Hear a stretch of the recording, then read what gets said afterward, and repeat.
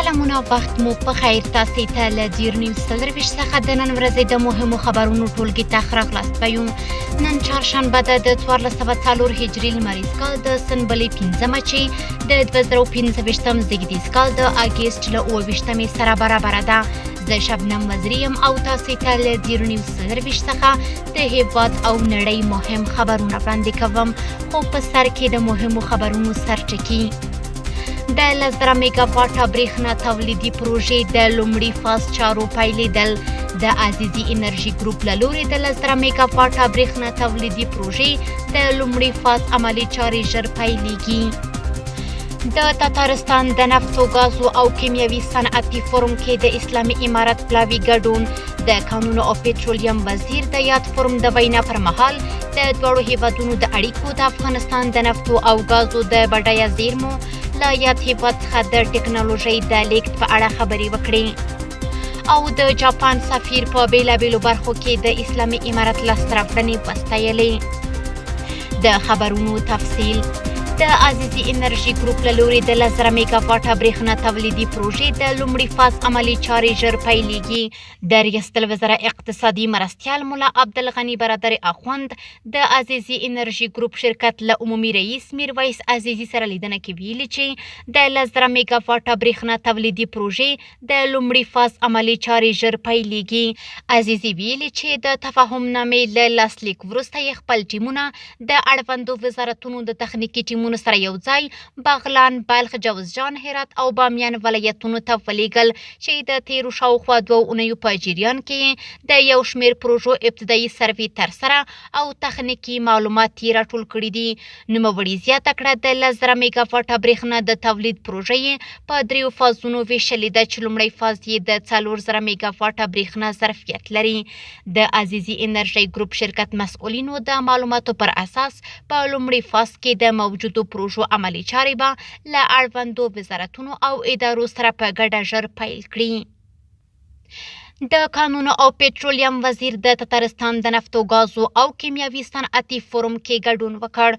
د کانونو او پېټرولیم وزارت په خبرپاڼه کې راغلي چې د یاد وزارت وزیر ملا هدایت الله بدري د لوړ پوړي پلاوي په ملتیا د تاتارستان په رسمي بلنه د یاد هیواد د نفتو غازو او کیمیاوي صنعتي فورم کې د ګډون پر مهال په خپله وینا کې د دواړو هیوادونو د اړیکو د افغانستان د نفتو او غازو د بډایه زیرمو له یاد هیواد څخه د ټکنالوژۍ د لیږد په اړه خبرې وکړې. نوموړي دغه راز پانګوالو ته بلنه ورکړه ترڅو د افغانستان د کاني زیرمو په برخه کې پانګونه وکړي. خبرپاڼه زیاتوي چې یاد پلاوي د تاتارستان ولسمشر په مشرۍ له لوړ پوړي پلاوي سره د لیدنې په ترڅ کې دواړو لوریو تر خبرو وروسته پریکړه وکړه چې یوه ګډه تخنیکي کمیټه دې جوړه شي ترڅو د همکاریو زمینه لا پراخه شي. همداراز د تاتارستان چارواکو ژمنه وکړه چې د افغان محصلینو لپاره به د تحصیلي بورسونو او د مسلکي ظرفیت لوړولو په برخه کې همکاري کوي. افغان پلاوي د سفر په ترڅ کې د تاتارستان د نفتو دولتي شرکت له مشرتابه پلاوي سره ولیدل. یاد شرکت افغانستان له اړوندو ادارو سره د تخنیکي همکاریو، د متخصصینو د لیږلو او د روزنیزو پروګرامونو د برابرولو ډاډ ورکړ. د جاپان سفیر په بیلابیلو برخو کې د اسلامي امارت لاسته راوړنې وستایلې. د اطلاعات او کلتور وزارت ویلي چې د جاپان سفیر تاکایوشي کورومایا او مل پلاوي د افغانستان ملي موزیم مشر مولوي صبغت الله سره لیدنه کې په بیلابیلو برخو کې د اسلامي امارت لاسته راوړنې وستایلې. د خبرپاڼې له مخې مولوي صبغت الله عابد له افغانستان سره په بیلابیلو برخو په ځانګړې توګه د هیواد فرهنګي میراث د ساتنې په برخه کې د جاپان له همکاریو مننه وکړه او د افغانستان په بیا رغونه کې د دغه هیواد رول یې مهم یاد کړ. دغه راز د جاپان سفیر په تیرو 4 کلونو کې د نشهیي توکو پر وړاندې مبارزې، اداري فساد او د سرتاسري امنیت د ټینګولو په برخه کې د اسلامي امارت لاسته راوړنې وستایلې او له افغانستان سره په بیلابیلو برخو په ځانګړې توګه د هیواد فرهنګي میراث او ملي موزیم په ساتنه کې د جاپان د همکارۍ پر دوام ټینګار وکړ.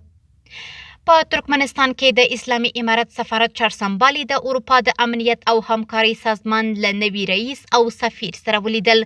په ترکمنستان کې د اسلامي امارت سفارت په یوه خبرپاڼه کې ویلي چې په یاد هیواد کې د اسلامي امارت سفارت چارسمبالي حاجي فضل محمد صابر د اروپا د امنیت او همکاري سازمان له نوي رئیس او سفیر ویلیام لیف سره لیدنه کې له نړیوالې ټولنې سره د اسلامي امارت د لید او تعامل د پیاوړتیا د بحث سربیره د متقابلو اړیکو پر پیاوړتیا خبرې کړي.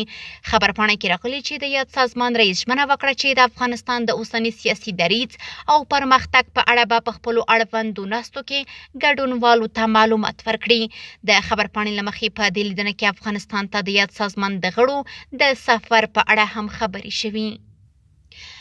د سرحدونو قومونو او قبایلو چارو وزیر د ایران له سفیر سره لیدنه کې پر اقتصادي پراختیا سربیره د سیمه ییزو مسایلو په اړه خبرې کړي. د سرحدونو قومونو او قبایلو چارو وزارت ویلي چې د یاد وزارت وزیر الحاج مولا نور الله نوري د ایران له سفیر علي رضا بیګدیلي سره لیدنه کې دواړو لوریو د افغانستان او ایران ترمنځ د ښه اړیکو پر بنسټ د اقتصادي پراختیا، متقابل باور، سیمه ییزو مسایلو او لا ښې همغږۍ د رامنځته کولو په اړه خبرې وکړي. نوموړي له بیګدیلي څخه وغوښتل چې په ایران کې له میشتو افغانانو سره د اسلامي او نړیوالو نورمونو په چوکاټ کې چلند وکړي او زیاته یې کړه چې د متقابل باور له مخې به له یو او بل سره همکاري ته دوام ورکړي. د ایران سفیر په خپلو څرګندونو کې ویلي چې هڅه کوي له افغانستان سره سیاسي، اقتصادي او دوستانه اړیکې نورې هم پراخې کړي. بیګدیلي د دواړو هیوادونو ترمنځ همغږي مهمه وبلله او له افغانستان سره یې د دوامدارې همکارۍ ژمنه وکړه. تیره میاشت نږدې 4000 بهر میشته هیوادوالو ته د پیژندپاڼو غیر حضوري خدمتونه وړاندې شوي دي. د احصایې او معلوماتو ملي ادارې ویلي چې د روان کال په زمري میاشت کې 3915 بهر میشته هیوادوالو ته د پیژندپاڼو غیر حضوري خدمتونه وړاندې شوي دي. د احصایې او معلوماتو ملي ادارې د شمیرو له مخې په دې خدمتونو کې 1243 نویو پیژندپاڼو، 315 مسنه پیژندپاڼو ویش او 2228 نورو کسانو ته د پیژندپاڼو اصلاحي خدمتونه شامل دي. یا د ادارې زیاته کړې چې د روان کال په یاده موده کې په حضوري ډول کابل ښار کې 1230 کسانو ته نوې کاغذي پیژندپاڼې او 941 کسانو ته مسنه پیژندپاڼې ویشلې او ترڅنګ یې 14980 کسانو د کاغذي پیژندپاڼو اصلاحي خدمتونه هم وړاندې کړي دي. کورني خبرونه هم دومره وو. د نړیوالو او سپورټي خبرونو لپاره زموږ پاڼې وڅارئ.